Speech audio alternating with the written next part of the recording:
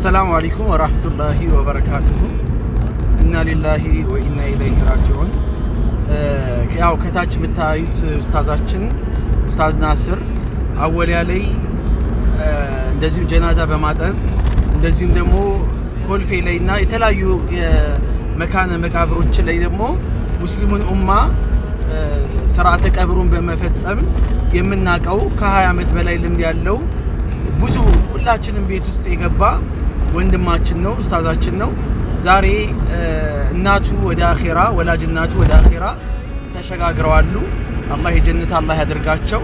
ስለዚህ የብዙዎቻችን እዳ አለብን። ሁላችንም እናቱን ልንቀብር ይገባል። አሁን ኢንሻአላህ ወደ ኮልፌ መቃብር ከዙር በኋላ ኢንሻአላህ ስርዓተ ቀብሩ ይካሄዳል። ሁላችሁም እዛ እንድትገኙ ጥሪ ለማስተላለፍ ያህል ነው። የማይመቻችሁ ደግሞ ለወላጅ እናቱ ዱዓ አድርጉላቸው። ለሱም ደግሞ መጽናናቱን ሰብሩን አላህ እንዲሰጠው ዱዓ አድርጉ።